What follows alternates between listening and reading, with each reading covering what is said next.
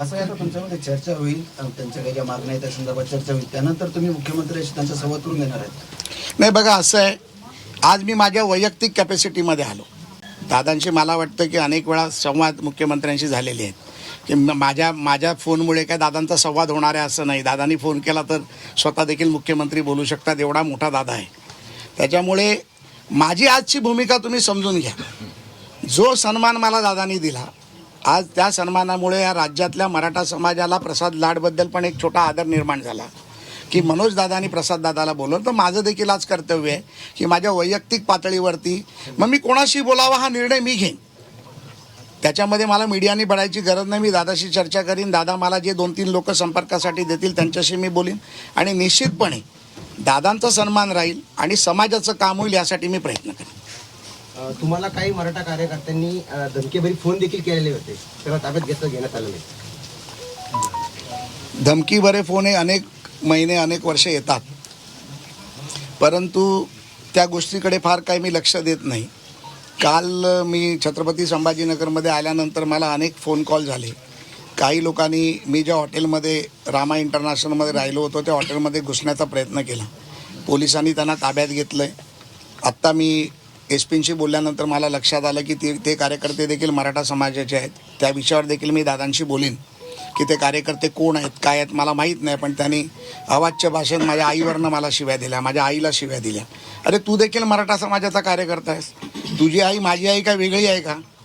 आम्ही जिजाऊला आई म्हणतो, मग माझी आई आणि तुझी आई वेगळी आहे. तू माझ्या आईला शिव्या देतो, तुला लाज वाटली पाहिजे.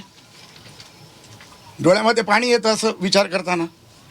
मी त्याला शिव्या देऊ शकलो असतो. मी परळमध्ये लहानाचा मोठा झालो. अनेक गोष्टी आम्ही पाहिल्या. शिव्या देणं फार सोपं असतं, पण ज्या वेळेला ते हृदयाला ठेचून जातं ना, ते दुःख सहन करणं फार कठीण असतं. आणि मी कशासाठी आलो इथे? मी समाजासाठी इथे आलो. 450-500 किलोमीटर लांब दादाच्या आव्हानावरती मी समाजासाठी इथे आलो.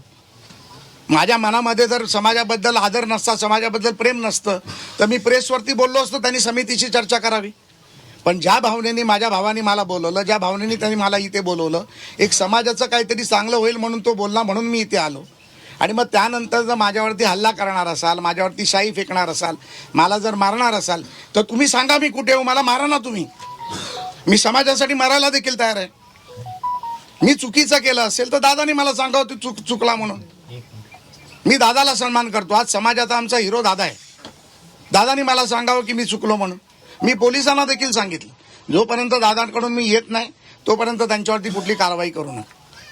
लाडसाहेब, एक प्रश्न असा आहे की गेल्या 2 वर्षांमध्ये मनोज जरांगे पाटलांना 8 वेळेस आमरण उपोषण करावं लागलं. प्रत्येक वेळेस त्यांना आश्वासन दिलं जातं. 2 वेळेस त्यांना मुंबई वारी करावी लागली. आता परत 11व्या वेळेस तुम्ही आलात. नाही, यावेळेस तरी काही तोडगा निघेल का की पुन्हा आश्वासनच?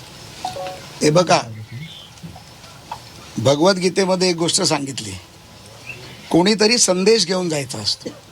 आता संदेश घेऊन जाणारा माणूस जर युद्ध पेटवणार असेल तर तो संदेश योग्य नाही.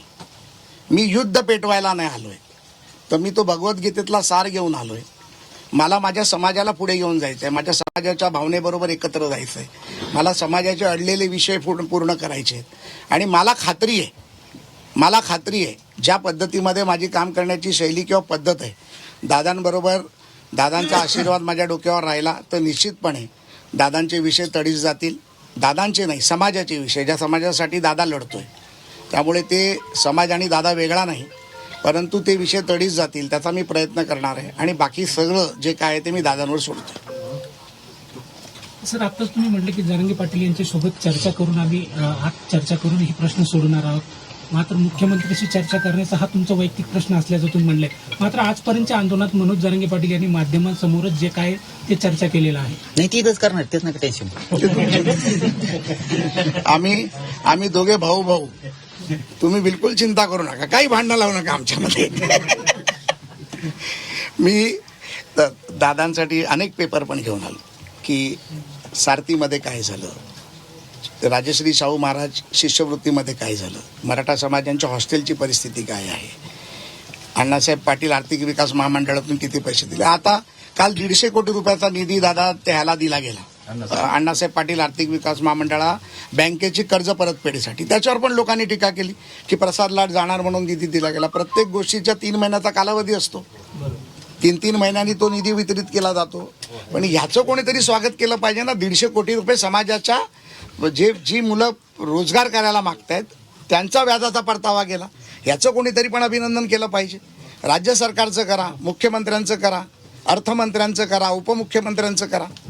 त्याच्यामुळे अनेक गोष्टी ज्या समाजासाठी केल्या गेल्या, दादांच्या आणि अनेक काही गोष्टी माझ्या कानावर आल्या, मला माहीत नाही ते दादा सांगतील. परंतु ज्या आमच्या मराठा बांधवाच्या लोकांनी बलिदान दिलं, अनेक लोकांनी बलिदान दिलं, त्यांच्या घरच्या नोकऱ्यांचा प्रश्न होता, ज्या गुन्हे दाखल झाले त्या गुन्ह्यांचा प्रश्न होता, त्या सर्वांवरती मी दादांची चर्चा करेन. पण तुम्ही या ठिकाणी आलात, मुख्यमंत्र्यांशी तुमची काही चर्चा झाली का?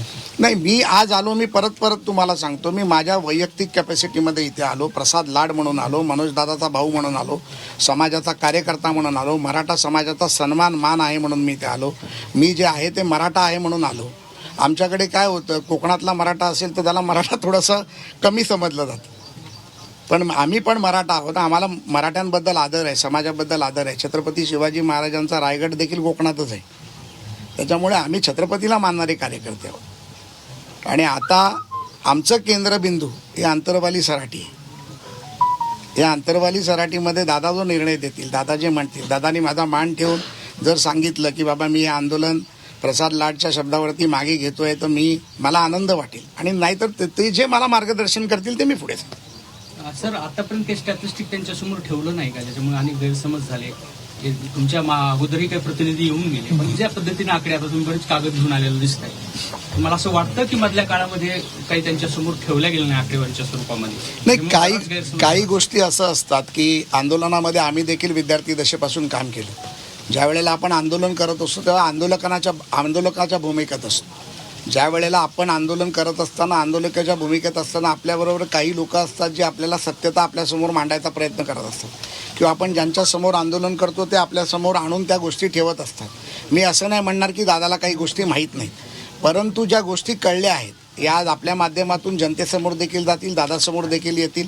आणि त्याच्यानंतर पुन्हा मी म्हणतोय की मी असं नाही म्हणत आहे की आम्ही 100% काम केलं किंवा ह्या सरकारने 100% काम केलं.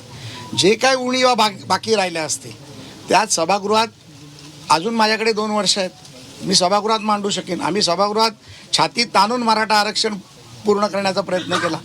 मराठा आरक्षणावरची आमची भाषणं आहे का, आम्ही सभागृहात दादाचा सन्मान केला आहे. त्याच्यामुळे जे काय उणीवा राहतील त्या पूर्ण आम्ही करू. आजपर्यंत अनेक शिष्टमंडळ आले पण मात्र तोडगा काही निघाला नाही. आता वाटतंय तुम्हाला तोडगा निघाला?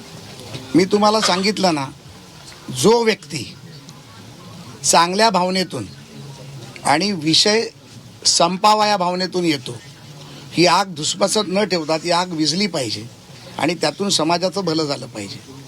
आणि ज्या भावनेतून आज दादाला भेटल्यानंतर त्याच्या तब्येतीची विचारपूस केल्यानंतर मला जे वाटतं की मला असं वाटतं की दादानी याच्यापुढे उपोषण करू नये. ही माझी भाऊ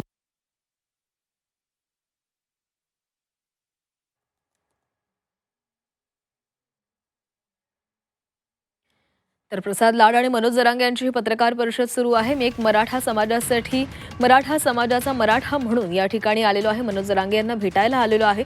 मराठ्यांचं केंद्रबिंदू अंतरवाली सराटी बनलेलं आहे. जरांगेंच्या मागण्या आम्ही सरकार दरबारी नेऊ असं देखील प्रसाद लाड यांनी या दरम्यान म्हटलेलं आहे. मराठा समाजासाठी मी मरायलाही तयार आहे.